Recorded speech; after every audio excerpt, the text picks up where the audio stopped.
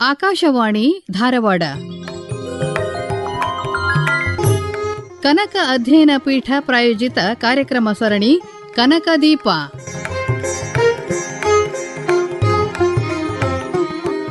ಪ್ರಸ್ತುತಿ ಶರಣಬಸವ ಚೋಳೀನ್ ಹಾಗೂ ಸುರೇಖಾ ಸುರೇಶ್. ಕೇಳಿ ಕನಕದೀಪ. ಈ ಕಾರ್ಯಕ್ರಮದ ಪ್ರಾಯೋಜಕರು ಕನಕ ಅಧ್ಯಯನ ಪೀಠ, ಕರ್ನಾಟಕ ವಿಶ್ವವಿದ್ಯಾಲಯ ಧಾರವಾಡ. ಸಂತ ಕವಿ ಕನಕದಾಸರ ಬದುಕು, ಬರಹ, ವಿಚಾರಗಳ ಪ್ರಚಾರ ಕಾರ್ಯದಲ್ಲಿ ತೊಡಗಿಕೊಂಡಿದೆ ಕನಕ ಅಧ್ಯಯನ ಪೀಠ, ಕರ್ನಾಟಕ ವಿಶ್ವವಿದ್ಯಾಲಯ ಧಾರವಾಡ. ಕನಕದಾಸರ ಕುರಿತು ಪಿಜಿ, ಡಿಪ್ಲೊಮಾ 2 ಮತ್ತು 3ನೇ ಸೆಮಿಸ್ಟರ್ ಸ್ನಾತಕೋತ್ತರ ವಿದ್ಯಾರ್ಥಿಗಳಿಗೆ ಕನಕದಾಸರ ಜೀವನ, ಸಾಧನೆ, ಕೊಡುಗೆಗಳ ಕುರಿತು ಅಧ್ಯಯನ ಲಭ್ಯ.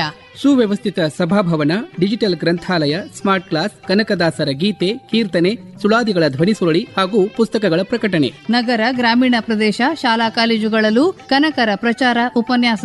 ಕನಕದಾಸರು ಮತ್ತು ವ್ಯಕ್ತಿತ್ವ ವಿಕಸನ ಕುರಿತು ವಿದ್ಯಾರ್ಥಿಗಳಿಗೆ ಕಾರ್ಯಾಗಾರ ಆಯೋಜಿಸುತ್ತಿದೆ ಕನಕ ಅಧ್ಯಯನ ಪೀಠ. ಕನಕ ಜಯಂತ್ಯುತ್ಸವ, ರಾಷ್ಟ್ರೀಯ ವಿಚಾರ ಸಂಕಿರಣ, ಪ್ರಬಂಧ, ಭಾಷಣ, ರಸಪ್ರಶ್ನೆ ಸ್ಪರ್ಧೆ, ಕನಕರ ನೃತ್ಯ ರೂಪಕ, ಭಜನೆ, ನಾಟಕ ಇತ್ಯಾದಿಯಾಗಿ ನಾಡಿನಾದ್ಯಂತ ಕನಕದಾಸರ ಸಮಗ್ರ ಸಾಹಿತ್ಯ ಅಧ್ಯಯನಕ್ಕೆ ಕಂಕಣಬದ್ಧವಾಗಿದೆ ಕನಕ ಅಧ್ಯಯನ ಪೀಠ, ಕರ್ನಾಟಕ ವಿಶ್ವವಿದ್ಯಾಲಯ ಧಾರವಾಡ. ಸಂಪರ್ಕಿಸಿ. ಸಂಯೋಜಕರು ಕನಕ ಅಧ್ಯಯನ ಪೀಠ, ಕರ್ನಾಟಕ ವಿಶ್ವವಿದ್ಯಾಲಯ ಧಾರವಾಡ. ಈ ಕಾರ್ಯಕ್ರಮಕ್ಕೆ ಶುಭ ಕೋರುತ್ತಾರೆ ಧಾರವಾಡ ಕಲ್ಯಾಣ ನಗರದ ಶ್ರೀಮತಿ ರತ್ನಮ್ಮ ಬಸವರಾಜ್ ಮಾಳಿಗೇರ್. ನಲ್ಮೆಯ ಕೇಳುಗರೆ, ಕನಕದಾಸರು ಭಾಗವತೋತ್ತಮರು. ತಮ್ಮ ಅಗಾಧವಾದ ಪ್ರೌಢಿಮೆಯಿಂದ ಕಾವ್ಯ ರಚಿಸಿ ಕನ್ನಡವನ್ನ ಸಿರಿವಂತಗೊಳಿಸಿದವರು. ಮಹಾಭಾರತ, ರಾಮಾಯಣ ಕಾವ್ಯಗಳ ದೃಷ್ಟಾಂತಗಳೊಡನೆ ಕತೆ, ಉಪಕತೆ, ಛಂದಸ್ಸು, ವ್ಯಾಕರಣೋಬದ್ಧವಾದ ಸುಮಧುರ ಸುಂದರ ಕಾವ್ಯ ರಚಿಸಿದ ಕನಕದಾಸರು ಸಂತರಲ್ಲದೆ ಲೌಕಿಕವನ್ನೂ ಜಯಿಸಿ ಸವಾಲಿನ ಬದುಕು ಸವಿಸಿದವರು. ಶ್ರೇಷ್ಠತೆಯ ವ್ಯಸನವುಳ್ಳ ಅನೇಕರು ಕನಕದಾಸರನ್ನು ಇನ್ನಿಲ್ಲದಂತೆ ಕಾಡಿದ್ದಾರೆ. ಜಾತಿ ನಿಂದನೆಯ ಜೊತೆಗೆ ಅವರ ಜ್ಞಾನದ ಭಂಡಾರವನ್ನು ಅಣಕಿಸಿದವರುಂಟು. ಅಂಥವರಿಗಾಗಿಯೇ ಒಗಟಿನ ರೂಪದಲ್ಲಿರುವ ಮುಂಡಿಗೆಗಳನ್ನೂ ರಚಿಸಿದ ಕನಕದಾಸರು ಯಕ್ಷ ಪ್ರಶ್ನೆಯಾಗಿ ನಿಂತರು. ಡಾಕ್ಟರ್ ದ ರಾ ಬೇಂದ್ರೆಯವರಂತೂ ಪ್ರಕಟಗೊಳ್ಳದ ತಮ್ಮ ಹಸ್ತಪ್ರತಿಯಲ್ಲಿ ಕನಕದಾಸರ ಶ್ರೇಷ್ಠತೆಯನ್ನು ಕೊಂಡಾಡಿದ್ದಾರೆ. ಕನಕದಾಸರ ಅಂತಿಮ ದಿನಗಳ ಕುರಿತು ವೈಕುಂಠಯಾನ ಎಂಬ ಕಿರುನಾಟಕವನ್ನು ರಚಿಸಿದ ಡಾಕ್ಟರ್ ದ ರಾ ಬೇಂದ್ರೆಯವರು ಜನಸಾಮಾನ್ಯರಲ್ಲಿ ಅಡಗಿದ್ದ ಭಕ್ತಿಭಾವ ಪರವಶತೆಯನ್ನು ಅನಾವರಣಗೊಳಿಸಿ ಕೃತಾರ್ಥತೆ ಮೆರೆದಿದ್ದಾರೆ. ಅಂತಹ ಶ್ರೇಷ್ಠ ಸಾಹಿತಿ ಸಂತ ಕನಕದಾಸರ ಜೀವನ ವೃತ್ತಾಂತವೇ ಕನಕದೀಪ ಸರಣಿ. ಮತ್ತೊಂದು ಅರ್ಥಪೂರ್ಣ ಸಂಚಿಕೆಗಿದೋ ಸ್ವಾಗತ, ಸುಸ್ವಾಗತ.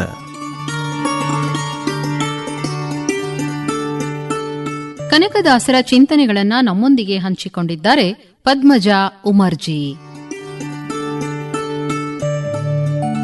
ಆತ್ಮೀಯ ಕೇಳುಗರೆ, ಇವತ್ತ ನಮ್ಮ ಜೊತೆಗೆ ಶ್ರೀಮತಿ ಪದ್ಮಜಾ ಜಯತೀರ್ಥ ಉಮರ್ಜಿ ಅವರಿದ್ದಾರೆ. ಸಾಕಷ್ಟು ಬಹುಮುಖ ವ್ಯಕ್ತಿತ್ವ ಉಳ್ಳಂತವರು. ಬೆಳದಿಂಗಳ ಚೆಲುವು ಅವರ ಒಂದು ಕವನ ಸಂಕಲನಕ್ಕೆ ಕರ್ನಾಟಕ ಸಾಹಿತ್ಯ ಅಕಾಡೆಮಿ ಪ್ರಶಸ್ತಿ ದೊರೆತದ.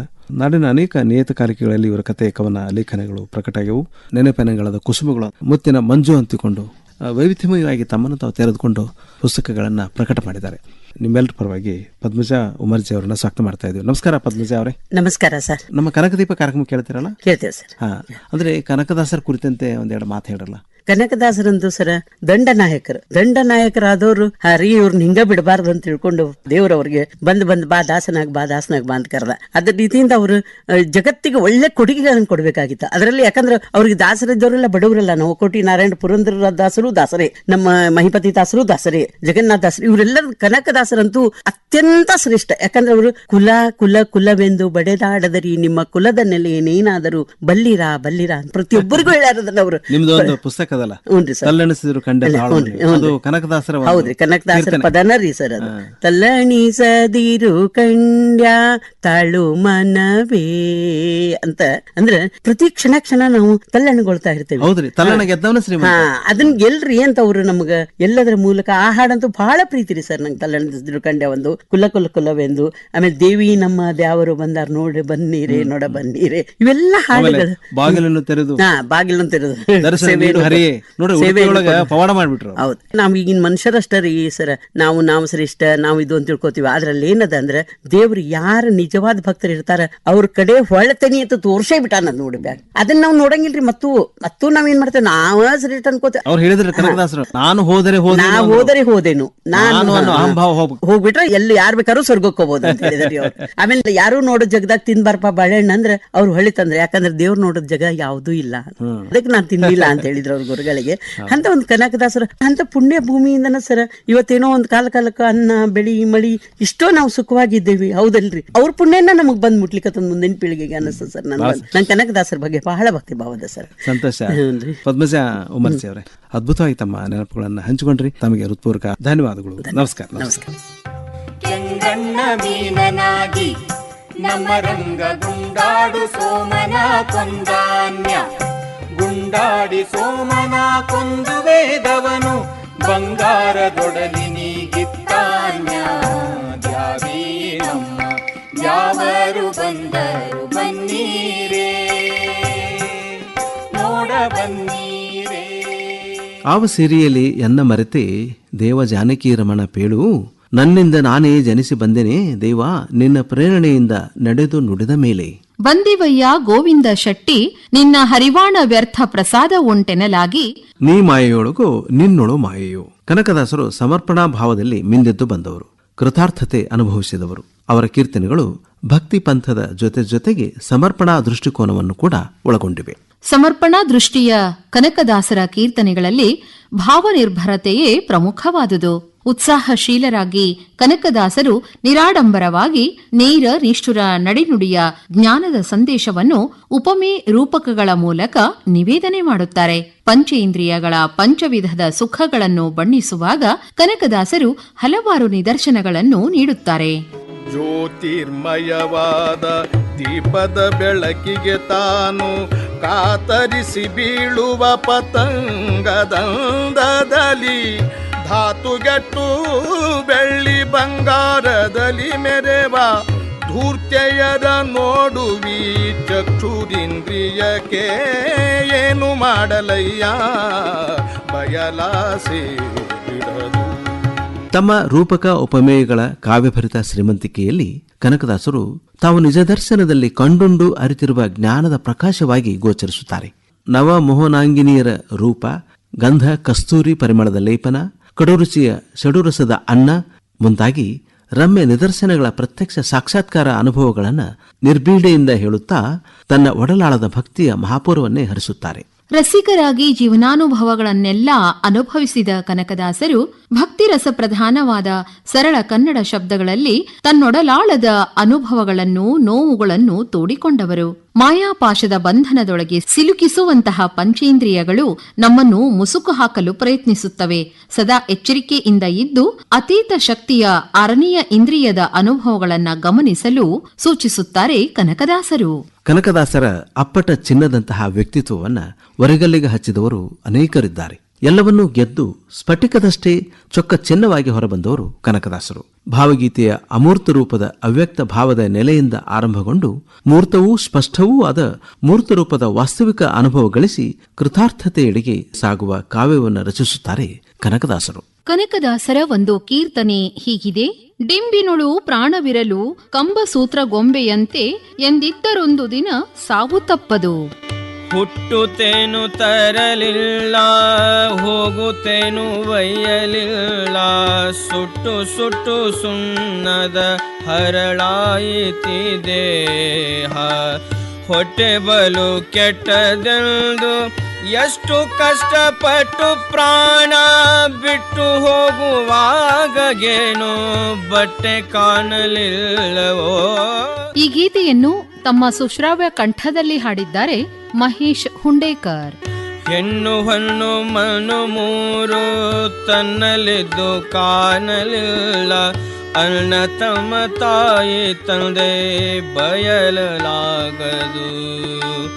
ಅನ್ನ ವಸ್ತ್ರ ಭೋಗಿಯಾಗಿ ತನ್ನ ಸುಖವ ಕಾಣಲಿಲ್ಲ, ಮಣ್ಣು ಪಾಲು ಆದ ಮೇಲೆ ಯಾರಿಗಾವುದೋ. ಡಿಂಬಿನೊಳು ಪ್ರಾಣವಿರಲು ಕಂಬಸೂತ್ರ ಗೊಂಬೆಯಂತೆ ಎಂದಿದ್ದರೊಂದು ದಿನ ಸಾವು ತಪ್ಪದು.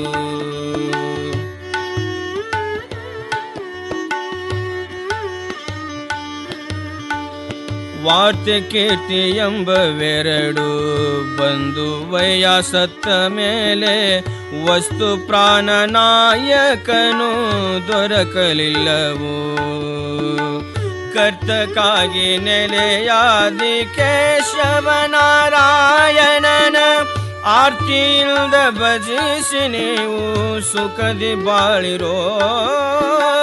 ಡಿಂಬಿನೊಳು ಪ್ರಾಣವಿರಲು ಕಂಬಸೂತ್ರ ಗೊಂಬೆಯಂತೆ ಎಂದಿದ್ದರೊಂದು ದಿನ ಸಾವು ತಪ್ಪದು. ಈ ಕೀರ್ತನೆಯನ್ನು ವಿಶ್ಲೇಷಣೆ ಮಾಡಿದ್ದಾರೆ ಕರ್ನಾಟಕ ಸಾಹಿತ್ಯ ಅಕಾಡೆಮಿಯ ಸದಸ್ಯರಾದ ಡಾಕ್ಟರ್ ಮೈತ್ರೇಯಿಣಿ ಗದಿಗೆಪ್ಪಗೌಡರ್. ಕನಕದಾಸರ ಅತಿ ಮಹತ್ವದ ಕೀರ್ತನೆ ಡಿಂಬಿನೊಳು ಪ್ರಾಣವಿರಲು ಕಂಬಸೂತ್ರ ಗೊಂಬೆಯಂತೆ ಎಂದಿದ್ದರೊಂದು ದಿನ ಸಾವು ತಪ್ಪದು. ಕನಕದಾಸರ ಈ ಕೀರ್ತನೆ, ಇದರಲ್ಲಿ ಪ್ರಯೋಗಗೊಂಡಿರುವ ಜನಪರ ಜೀವಪರ ಮಾತುಗಳು ಕೀರ್ತನೆಗಳ ಮೌಲ್ಯವನ್ನು ಹೆಚ್ಚಿಸಿವೆ. ಅಸಂಖ್ಯಾತ ಜಾಣ್ನುಡಿ ನಾಣ್ಣುಡಿ ಲೋಕೋಕ್ತಿಗಳು ಕನಕರ ಕೀರ್ತನೆಗಳಲ್ಲಿ ಹಾಸುಹೊಕ್ಕಾಗಿವೆ. ಅವರು ಗ್ರಾಮೀಣ ಪರಿಸರದಲ್ಲಿಯೇ ಹುಟ್ಟಿ ಬೆಳೆದವರಾದ್ದರಿಂದ ಜಾನಪದದ ಇಂಥ ಪ್ರಯೋಗಗಳು ಅವರ ರಚನೆಯಲ್ಲಿ ಸಹಜವಾಗಿ ಬಂದಿವೆ. ಜಾಣ್ನುಡಿ ಲೋಕೋಕ್ತಿಗಳು ಕನಕದಾಸರ ಕಲ್ಪನಾ ಶಕ್ತಿಗೆ ಲೋಕಾನುಭವಕ್ಕೆ ಕನ್ನಡಿ ಹಿಡಿದಂತಿವೆ. ಭಕ್ತಿ ಎನ್ನುವುದು ಬಿಡುಗಡೆಯೇ. ಇಷ್ಟ ದೈವಕ್ಕೆ ಪೂರ್ಣ ಶರಣಾಗತಿಯನ್ನು ಹೊಂದಿದ ದಾಸತ್ವವು ಸಾಮಾಜಿಕ ಸಂಚಲನೆಯ ದೃಷ್ಟಿಯಿಂದ ವ್ಯಕ್ತಿಗತ ನೆಲೆಯ ವಿಕಾಸಕ್ಕೆ ದಾರಿ ಮಾಡಿಕೊಟ್ಟಿದೆ. ಪ್ರಸ್ತುತ ಕೀರ್ತನೆಯಲ್ಲಿ ಮನುಷ್ಯನ ಹುಟ್ಟು ಮತ್ತು ಸಾವಿನ ಕ್ಷಣಿಕತೆಯ ಕುರಿತಾಗಿ ಹೇಳಿದ್ದಾರೆ. ಡಿಂಬ ಅಂದರೆ ದೇಹ, ಇದು ಅಂಡದಿಂದ ಹುಟ್ಟಿದ ಕೂಸು.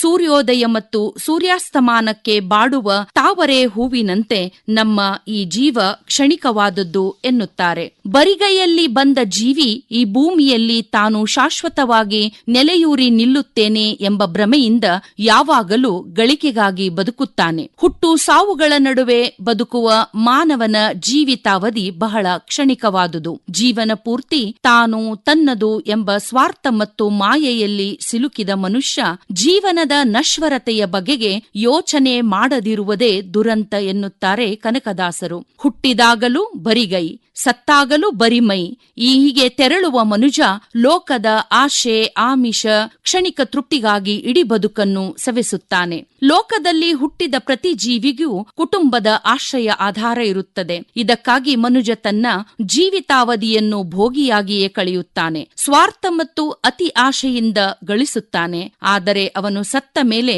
ಗಳಿಸಿದ ಸಂಪತ್ತು ಪರರ ಪಾಲಾಗುತ್ತದೆ ಎಂಬುದು ತಿಳಿದಿದ್ದರೂ ಮಾನವೀಯತೆಯ ನೆಲೆಯಲ್ಲಿ ಯೋಚಿಸದೆ ಅತಿ ಆಶೆಗೆ ಒಳಗಾಗಿ ತನ್ನ ನಿಜ ಸುಖವನ್ನು ಕಳೆದುಕೊಳ್ಳುತ್ತಾನೆಂದು ಕನಕದಾಸರು ಜೀವಿಯ ಅಲ್ಪ ಅರಿವಿನ ಬಗ್ಗೆ ತಿಳಿಸುತ್ತಾರೆ. ಮಾನವನ ಜೀವನ ಉಂಡು ಉಟ್ಟು ತೊಟ್ಟು ಬದುಕುವುದರಲ್ಲಿಯೇ ಕಳೆದು ಹೋಗುತ್ತದೆ.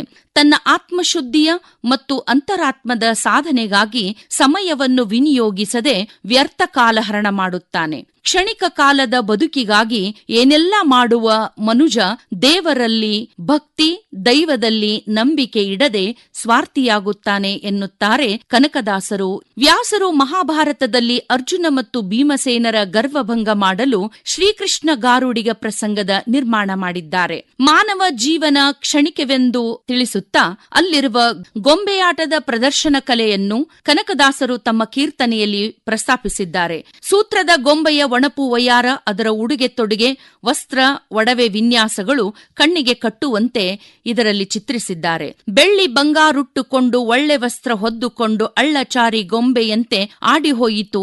ಈ ಸಾಲುಗಳನ್ನು ಕೇಳುತ್ತಿರುವಂತೆ ಮಾನವನ ಬದುಕು ಕ್ಷಣಿಕವಾದುದು, ನಶ್ವರವಾದುದು, ಕೃತಕವಾದುದು ಎಂಬುದನ್ನು ವಿಸ್ತರಿಸಿ ಹೇಳಲು ಕನಕದಾಸರು ಗೊಂಬೆಯ ಪ್ರತಿಮೆಯ ಮೂಲಕ ಈ ಕೀರ್ತನೆಯಲ್ಲಿ ಸ್ಪಷ್ಟಪಡಿಸಿದ್ದಾರೆ. ಚೆನ್ನಾಗಿ ಅಲಂಕಾರ ಮಾಡಿದ ಈ ಗೊಂಬೆ ರಂಗದ ಮೇಲೆ ಕಾಣಿಸಿಕೊಂಡು ಅದು ತನ್ನ ಪಾತ್ರ ಮುಗಿದ ಕೂಡಲೇ ಮೂಲೆಯಲ್ಲೊರಗುತ್ತದೆ.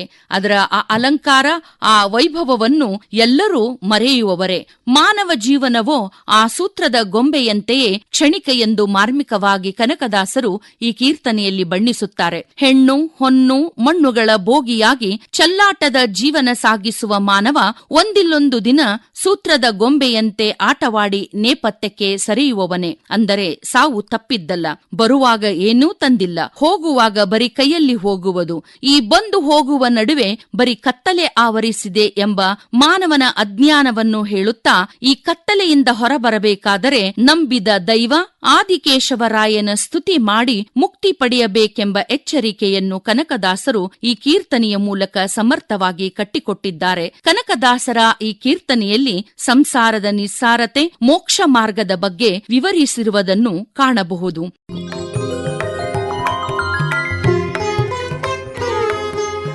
ಕನಕದೀಪ ಕನಕ ಅಧ್ಯಯನ ಪೀಠ ಪ್ರಾಯೋಜಿತ ಕಾರ್ಯಕ್ರಮ ಸರಣಿಯನ್ನು ಇದುವರೆಗೆ ಕೇಳುತ್ತಿದ್ದೀರಿ.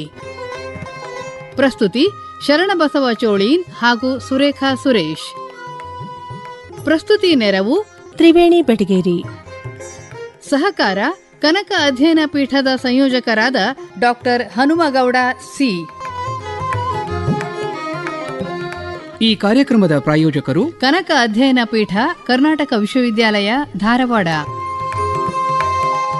ಈ ಕಾರ್ಯಕ್ರಮಕ್ಕೆ ಶುಭ ಕೋರುತ್ತಾರೆ ಧಾರವಾಡ ಕಲ್ಯಾಣ ನಗರದ ಶ್ರೀಮತಿ ರತ್ನಮ್ಮ ಬಸವರಾಜ್ ಮಾಳಿಗೇರ್. ಮತ್ತೆ ಮುಂದಿನ ವಾರ ಕಾರ್ಯಕ್ರಮ ಕನಕದೀಪ.